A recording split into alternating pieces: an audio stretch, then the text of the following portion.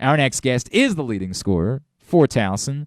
They did get a big win over Madison last night. They got to go to Madison now and then wrap up the regular season by making up the second half of the Delaware game. But they are very much tracking for a shot at least the regular season title in the CAA, and who knows what more could be happening. It's a pleasure to welcome into the program Nick Timberlake, who's with us on GCR. Nick, it's Glenn and Paul. It's great to chat with you. Thank you so much for taking a couple of minutes for us this morning. No problem. What's happening, guys? Everything is good, man. It's good to talk to you. It's good to get to know you. Nick, I wanted you to take me back a few years because I was reading about you. You were leaving high school and you had no D1 offers at that point. Tell me about Yeah, how it all happened that you ended up at Towson and how we've gotten to this point where you're the leading scorer for a team that's got a great chance at going to the NCAA tournament. I know it's crazy. It's a pretty good story. I mean, I didn't have a D2 offer coming out of high school. I didn't get my first offer until the summer after I graduated, and that's when D2 started looking at me, and I was like, I'd rather go prep school and just bet on myself and see what happens. Offers started rolling in, or in the fall, just like open gyms and stuff, playing pickup with the guys up in Little Meriden, New Hampshire. I think it was like 300 It's people total up a there. recruiting hotbed, of course. Everybody knows that. Yeah, never heard of it. Most people, even in New Hampshire, they don't know where it's at. But no, during the season, that got started, and I just started putting up pretty impressive numbers. I was getting coaches left and right. But Coach Curry and Coach Clark didn't come up to campus or New England until playoffs. And we made the playoffs up at KUA for the first time in like 4 or 5 years, something like that. And we were playing Tilton. They had, I think, 2 pros right now. We lost by 45, and Scurry offered me. Wow. I was like, he saw something. Phew. But So, maybe it helps with the taste in your mouth after you lose a game by 45 points, right? yeah, no, it was pretty crazy because, I mean, the gym was packed with just, like, students.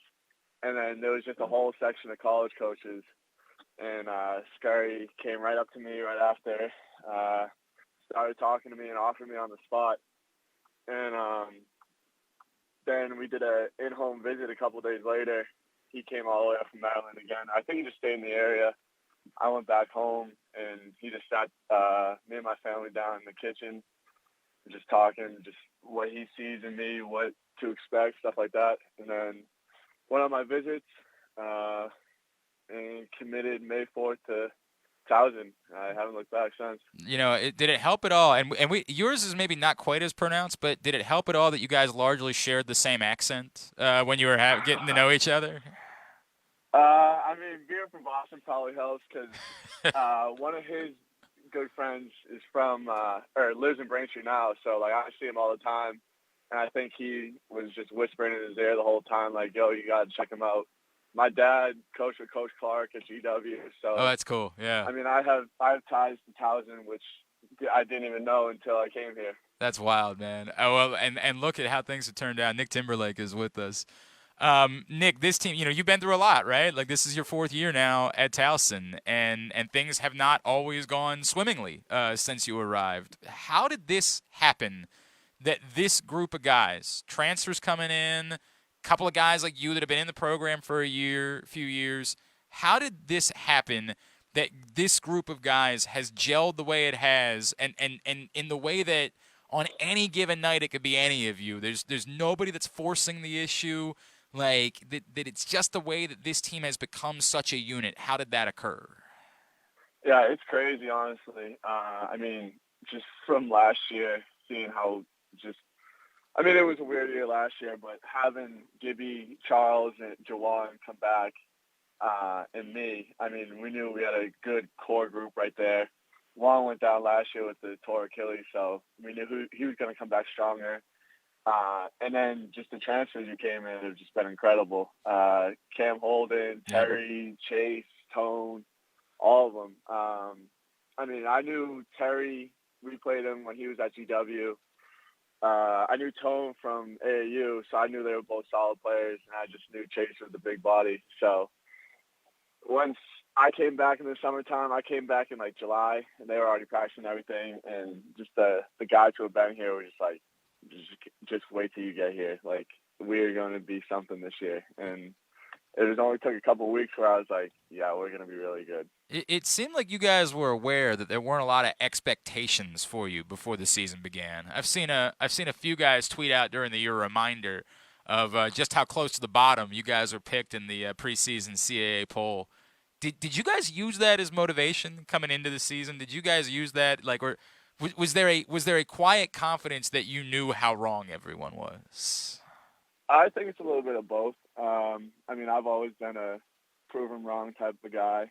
So just knowing that they picked us eighth, I mean, there's no real expectations for us. Such a new team, only 4 guys coming back. I mean, I understand why we got picked there. But just to have the season we're having it's awesome to just shove it back in everyone's face, tell them how wrong everyone was. I mean, they were clearly quite off. They couldn't have Yeah, been further. I'd say just a little bit. Just a little bit off about this team.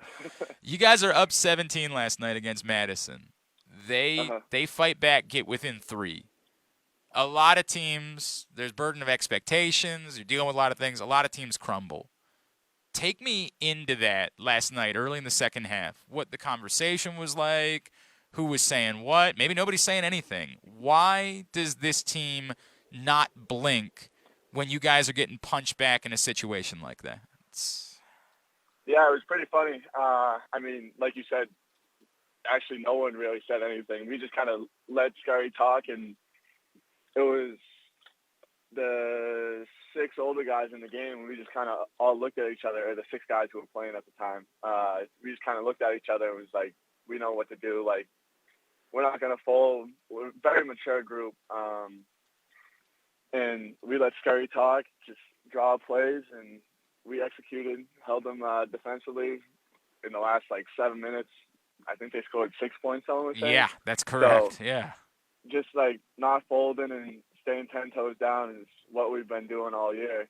And just to do that again and go up 20 real quick, it's crazy. Is it just a trust thing? Like, did you guys not feel anything at all in that moment? Like, when they're making that run and making a game again, do you is it just completely even keel because you have that type of faith in each other?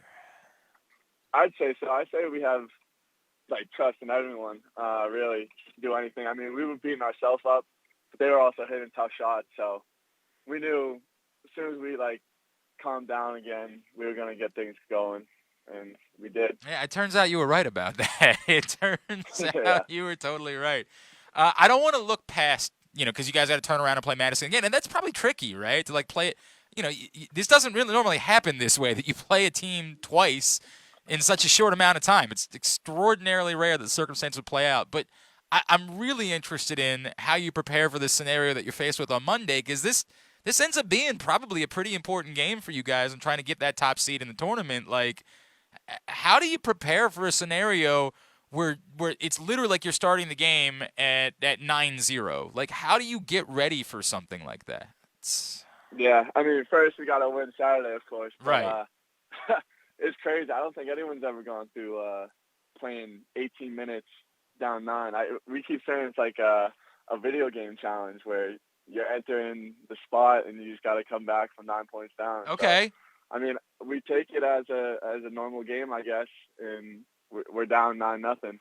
I mean, I guess it's as simple as that.